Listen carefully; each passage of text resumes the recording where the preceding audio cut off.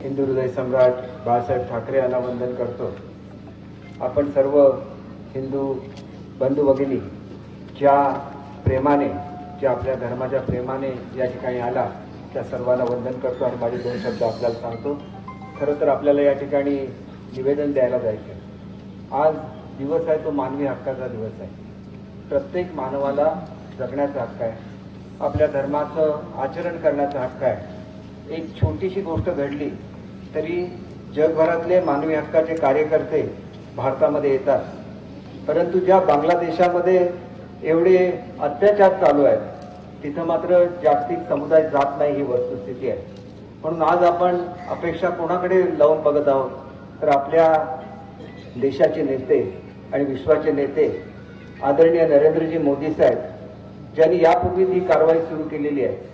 आपल्या देशाचे राजदूत बांगलादेशला जाऊन आलेले आहेत, परंतु मला आपल्याला एकच उदाहरण सांगायचं आहे की ज्यावेळेला अमरनाथ यात्रा ही अतिरेक्यांनी थांबवली त्याला बाळासाहेबांनी सांगितलेलं होतं की जर उद्या सकाळपर्यंत अमरनाथ यात्रा सुरू झाली नाही तर मुंबईवरून एकही हजला जाणारं विमान उडणार नाही, आणि दुसऱ्या दिवशी अमरनाथ यात्रा सुरू झाली।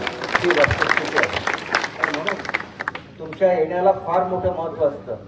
ही जनतेची ताकद आहे, ही समाजाची ताकद आहे, आणि ही कोणाचा विध्वंस करायला जमलेली नाही तर रक्षण करण्यासाठी जमलेली आहे। तुमची आमची अपेक्षा काय आहे?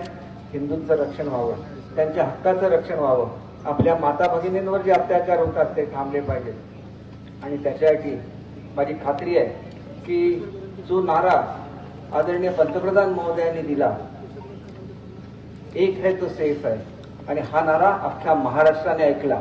म्हणून चमत्कार ईव्हीएमने घडवला नाही, तो हिंदू समाजाने घडवला, हे आपण नेहमी लक्षात ठेवलं पाहिजे।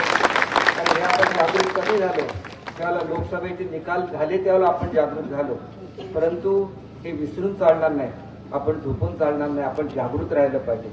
आणि ह्या आपल्या सगळ्यांच्या एकाने येण्याने हा संदेश हा संपूर्ण सिंधुदुर्ग जिल्ह्यामध्ये गेला पाहिजे, संपूर्ण महाराष्ट्रामध्ये गेला पाहिजे, संपूर्ण भारतामध्ये गेला पाहिजे की आम्ही एक आहोत। आणि ज्या वेळेला आपण एक राहणार त्याच वेळेला आपल्या बांधवांना त्या ठिकाणी न्याय मिळणार आहे। म्हणून कधीही आपल्या मनातली ही ज्योत विझायला देऊ नका। जे ठाकूर साहेबांनी सांगितलं ते वस्तुस्थिती आहे की ज्या वेळेला अन्याय होतो, अत्याचार होतो, त्याला भगवान विष्णू जन्म घेत असतो, परंतु तो तुमच्या मनामध्ये आहे, त्याला जागृत करा। आणि माझी खात्री आहे संपूर्ण विश्व जिंकण्याची ताकद ही तुमच्या त्या श्रद्धेमध्ये आहे। ती श्रद्धा कायम ठेवा। आपल्या हिंदू बांधवांबरोबर आपण अखंडपणे राहू आणि हा आपला लढा अखंडपणे चालू ठेवू असं आपल्या सर्वांना आवाहन करतो। आज तुम्ही एकत्र आल्यानंतर महाराष्ट्रामध्ये हिंदुत्ववादी सरकार आलेलं आहे। आपण हिंदुत्ववादी ज्याला म्हणतो त्याला आम्ही सर्व धर्माचं रक्षण करतो, ते आमच्या धर्माने आम्हाला शिकवलं, परंतु ज्याप्रमाणे आम्ही सर्वांना न्याय देतो तोच न्याय आमच्या बांधवांना सुद्धा तिथं मिळाला पाहिजे।